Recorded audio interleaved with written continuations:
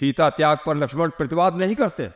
ऐसा वीर जिसने घननाद को युद्ध में जिसको मारा है, विजय प्राप्त की है, वो सिर्फ सीता निर्वासन पर आंसू बहाता रहा।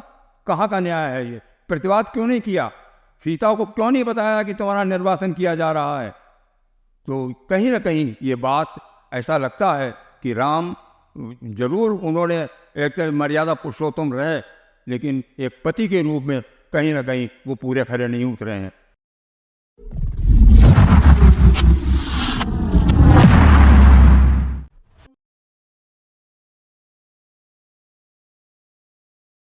परित्यक्ता खंडकाव्य कवि महेश सक्सेना।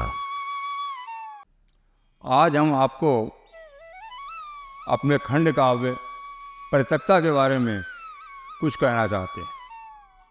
परित्यक्ता जगत जननी सीता की कथा नारीत्व के त्रासद पर्यावसान की कथा है। ये कथा की शुरुआत फैक्ट्री स्ट्रीट रामलीला जो 1966 में शुरू हुआ और उसके बाद ये लगातार चलता रहा। तो उस समय पारसी थिएटर के आधार पर रामलीला खेली जाती थी। मैनेजमेंट का आग्रह था कि इस पर एक स्क्रिप्ट लिखी जाए जो नाटक के आकार में ये खेला जाए।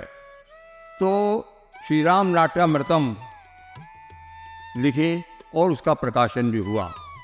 लेकिन एक बात मित्रों ने और कही कि इसके अंदर राज्याभिषेक तक आपने इसको छोड़ दिया है, इसको आगे लवकुश की कथा से भी जोड़ा जाना चाहिए। उस समय तो बात आई गई हो गई। इसके बाद वो मस्तिष्क में ये बात चलती रही, तो उस पर परित्यक्ता खंड काव्य लिखा और उसमें वाल्मीकि रामायण, रामचरितमानस, आनंद रामायण, कई रामायणों को का निचोड़ जहाँ तक समझ में आया है भगवती सीता के बारे में, वो उसमें लिखा गया। अब ये परित्यक्ता जब पूर्ण हुई, ये वर्ष 1982-83 की बात है, तो मन में ये बात आई कि इस पर अगर मुखर आशीर्वाद महियशी महादेवी वर्मा जी का मिल जाए तो अंदर खुशी होगी। कई बार कोशिश करने के बाद महादेवी जी ने समय दिया और वो दिन भी आया जब प्रयागराज में जाकर प्रातः 8 बजे महियशी महादेवी वर्मा के दर्शन किए। मैंने उनके पैर छुए और उनका जो रूप था वो सरस्वती का दूसरा ही रूप, चौड़ी किनारी की धवल दूधिया साड़ी, गौरवर्णी काया। उन्होंने पूछा कहाँ से आए हो? मैंने कहा जी वो शाहजहानपुर से आया हूँ। कहना अच्छा शाहजहानपुर से? शाहजहानपुर का ही तो भुवनेश्वर था। बड़ा विलक्षण निराली प्रतिभा का धनी था। ये कह के महादेवी शांत हो गई। वो जो निराली शब्द आया, निराला, तो निराला की वो अपनी बात कहने लगी। निराला जी यहाँ ज़रूर आते थे, ख़ास तौर से रक्षाबंधन वाले दिन ज़रूर आते थे। एक दिन रक्षाबंधन वाले दिन आए, हड़बड़ी में रिक्शे पर बैठ कर आए और मुझसे बोले सुनो जल्दी से मुझे 2 रुपया दो। मैंने कहा, महादेवी जी ने कहा क्यों दूँ तुम्हें 2 रुपया? कहने लगे अरे 1 रुपया देना है रिक्शे वाले को और 1 रुपया देना है तुमको। आज रक्षाबंधन जो है, राखी भी तो बंधवानी है। इतना मुखर, इतने बेलौस निर्मला जी की वो बातचीत कह के महादेवी जी के नेत्र गीले हो गए और वो कहने लगी अब किसको राखी बांधूं? दत्ता तो राखी बांधी थी, वो नहीं रहे, निराला जी नहीं रहे, पंत नहीं रहे, इलाचंद जोशी नहीं रहे, अब किसको राखी बांधूं? खैर तुम्हारा आने का मंतव्य क्या है? महादेवी जी ने कहा। मैंने कहा जी ये परित्यक्ता खंड काव्य की रचना की है और इसमें हम चाहते हैं कि आपका मुखर आशीर्वाद प्राप्त हो। तो उन्होंने कहा हाँ ज़रूर, अच्छा है, कोई कवि शाहजहानपुर से उभरे, मैं लिखूँगी, ज़रूर लिखूँगी। मैंने पैर छुए और वहाँ से मैं चला आया। तो ये जो परित्यक्ता खंड काव्य का जो की शुरुआत जो है वो स्तवन से है। भगवान शिव का स्तवन श्री राम कर रहे हैं। लंका विजय के बाद वो शिव का आराधन कर रहे हैं। उसकी कुछ पंक्तियाँ कुछ इस तरह से हैं। जागो जागो हे प्रलयंकर, जागो जागो हे प्रलयंकर, बनकर निमित्त मैं करूं धरा को पाप मुक्त, मैं लिखूं सत्य युग के ललाट पर पुण्यों का मंगलाचरण।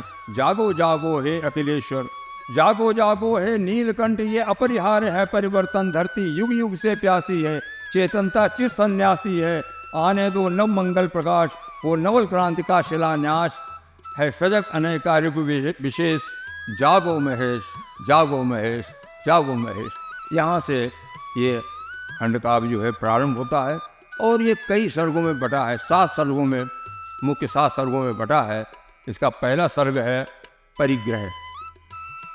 लंका से जीतकर, रावण को जीतकर जब रामचंद्र जी आते हैं और वो राज सिंहासन पर बैठते हैं तो वो अपने आप को राज तिलक का उत्तराधिकारी मानने में हिचकिचाते हैं।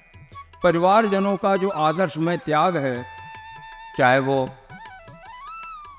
छोटे भाई भरत का हो, चाहे वो लक्ष्मण का हो।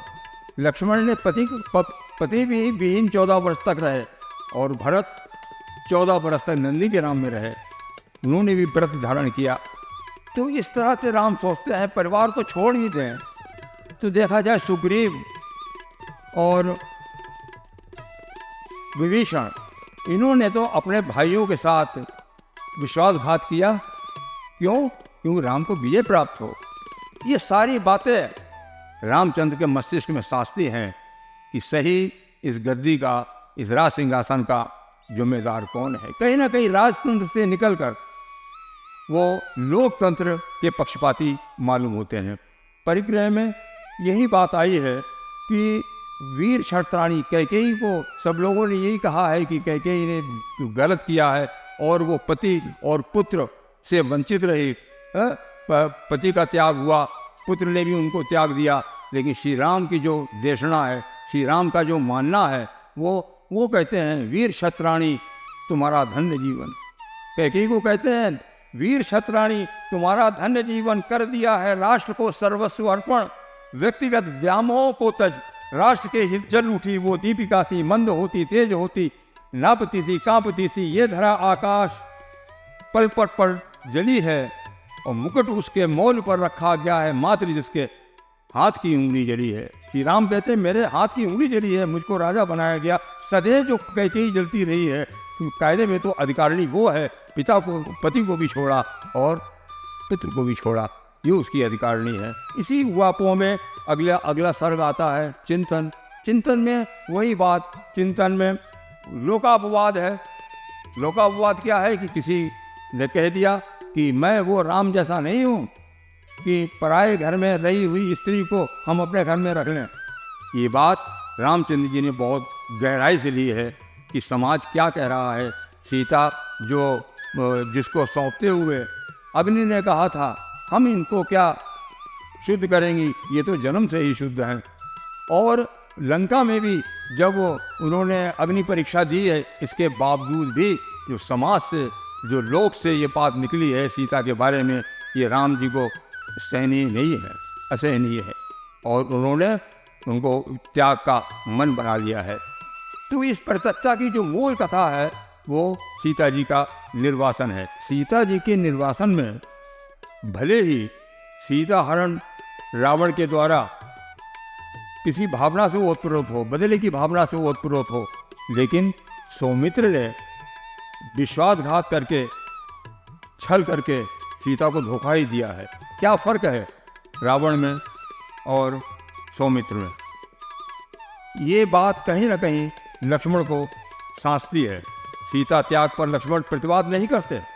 ऐसा वीर जिसने घननाद को युद्ध में जिसको मारा है, विजय प्राप्त की है, वो सिर्फ सीता निर्वासन पर आंसू बहाता रहा। कहाँ का न्याय है ये? प्रतिवाद क्यों नहीं किया? सीता को क्यों नहीं बताया कि तुम्हारा निर्वासन किया जा रहा है? तो कहीं ना कहीं ये बात ऐसा लगता है कि राम जरूर उन्होंने एक मर्यादा पुरुषोत्तम रहे, लेकिन एक पति के रूप में कहीं ना कहीं वो पूरे खरे नहीं उतरे हैं। और इसके बाद संलाप सर्ग में रोना पीटना है। कहीं ना कहीं वो अंतर की जो व्यथा जो है वो बाहर निकल के आती है। राम का अंतर्द्वंद है, सीता का त्याग का निर्णय लेकर राम ने एक आदर्श प्रजापति भले ही हो गए हों, लेकिन समाज में वो एक आदर्श पति के रूप में स्थापित नहीं हो पाए। सौमित्र सर्ग में बहुत इंपॉर्टेंट सर्ग है। जीवन मूल्यों का परिवर्तन, आदर्शों का कैसा क्रंदन, ये त्याग नहीं है, सुंदर एक छलावा है। राजाज्ञा तोड़े या तोड़े हम अपनापन, अनुकरण नहीं मेरे जीवन का दुर्बलपन। ये सौमित्र कहते हैं मैं कितना दुर्बल हो गया हूँ, आज मुझे लगता है मैं रावण हो गया हूँ। रावण ने तो फिर भी वहाँ जाकर के उसका अपहरण किया है, लेकिन मैं तो विश्वास का अपहरण कर रहा हूँ। यह अपने आत्म जो उनका अनुभव है सौमित्र का, इसमें यह वर्णन किया गया है। रावण अट्टहास करता है, यहीं पर अट्टहास करता है और वो कहता है कि खारे आंसू से उद्यापन। लक्ष्मण क्या कर रहे हो ये तुम, खारे आंसू से उद्यापन, ये कैसा वैदिक अनुशासन। सिंहासन केवल सिंहासन, राजाज्ञा केवल राजाज्ञा, क्यों राजतंत्र में लिपटी सिमटी वैदेही होगी त्याज्या। किस लिए कहो, किस लिए कहो।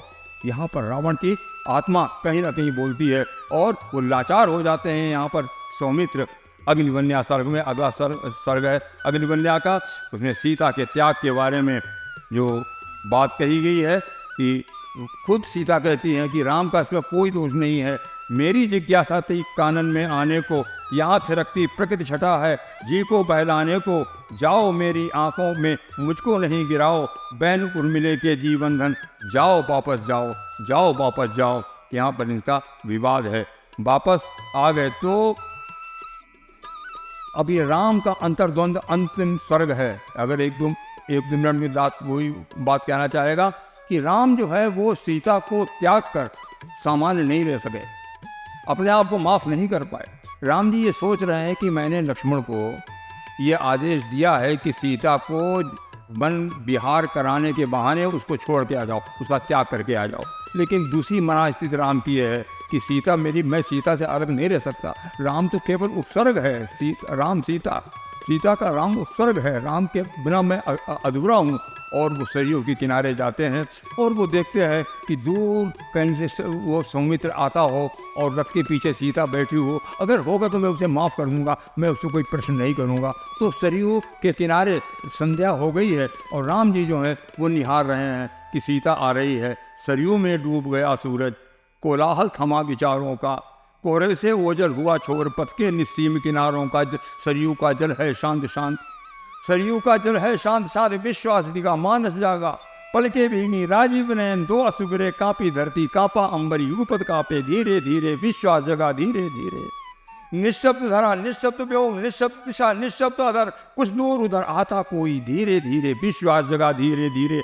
कर उठे शून्य में उठे रहे फिर बड़े उधर, कातर आंखें भीनी पाकें ये अश्व मेरे मुझको हेरे।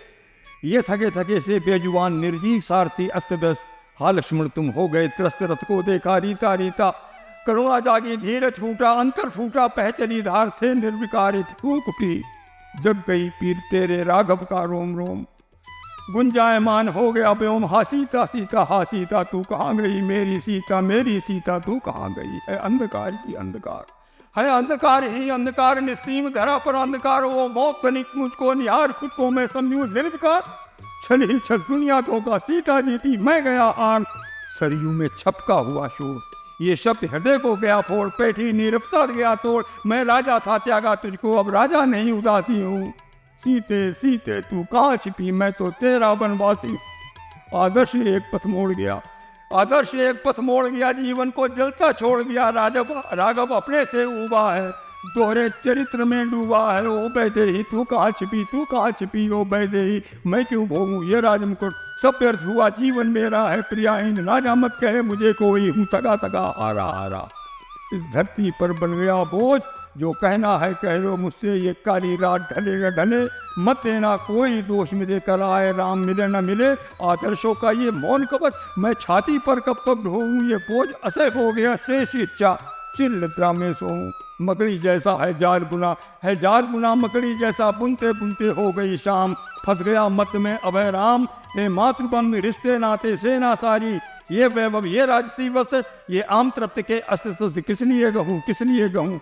बंधन में बंधा हुआ जीवन, किसी और राज का अधिनायक, मर्यादा में लिपटा काम, उस और भावना चली गई, लगता है जीवन का विराम। आया है परिवर्तन भारी, शायद चलने की तैयारी। ये शाम का निष्काम हुआ, जब राम नहीं स्वेच्छाचारी, जब स्वेच्छाचारी नहीं राम। ओ राम, सोच क्या शेष बचा, अब शेष बचा क्या सोच राम। गलना गलना ही शेष बचा, छलना छलना ही शेष बचा है। अंतिम शब्द बचा केवल, चलना चलना ही शेष बचा है। शेष बचा चलना चलना, बीता बीता क्यों रहा हेर, जीता जीता क्यों रहा टेर। अंतर में मत कर हेर फेर, जो सीता सीता रहा टेर, जो टेर रहा सीता सीता, जो टेर रहा सीता सीता। वो वनवासी सीता सीता, वो उर्वासी सीता सीता, वो पिकवनी सीता सीता, वो मृग नैनी सीता सीता। तू जग का शिष्टाचार बनी, युग जीवन का आचार बनी, अभिसार बनी, श्रृंगार बनी, तू वसुंधरा का प्यार बनी, तू वीणा की झंकार बनी, तूफानों में पतवार बनी, हुंकार बनी, ललकार बनी, तू ढाल बनी, तलवार बनी,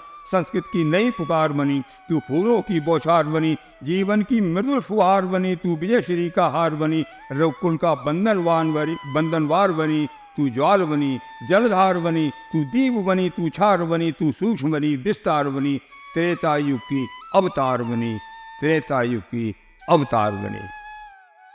तो मित्रों, परिदेवता खंड काव्य में जहाँ श्री राम ने सीता जी का निर्वासन किया, वो भले ही एक मर्यादा पुरुषोत्तम के रूप में स्थापित हुए हों, लेकिन मेरा मानना है कि वो एक अच्छे पति के रूप में स्थापित नहीं हुए। अन्याय चाहे किसी से भी हुआ हो, चाहे वो अवतारी पुरुष ही क्यों न हुआ हो, वो आलोचना का पात्र है। तो मैंने ये कोशिश की है अपनी तरफ से। हो सकता है कि जो पाठक इसको देखें तो उसमें मर्यादा पुरुषोत्तम पर कहीं ना कहीं वो एक हल्का सा झटका लगे, लेकिन ये भी ध्यान रखें कि श्री राम का जो त्रेता है वो पूरा उपस्थित है, वो कलयुगीकरण उसका नहीं किया गया है। इसलिए मेरी कोशिश यही रही है कि सीता के प्रति हुए अन्याय के विरोध में उठा हमारा ये हाथ कितनों को अन्याय विरोध करने की सहमति देगा, मैं नहीं जानता, परंतु विश्वास कर सकता हूँ कि मैंने अपनी ओर से पूरा प्रयत्न किया है। परित्यक्ता खंड काव्य को श्रृंखलाबद्ध आप तक पहुँचाने में भागीरथी संकल्प किससे अनरिकॉर्डेड का है। ईश्वर इनको बल प्रदान करे और इस पुनीत कार्य के लिए ईश्वर इनको बल दे और ये अपने जीवन की ऊंचाइयों को छुएं। इसी के साथ नमस्कार।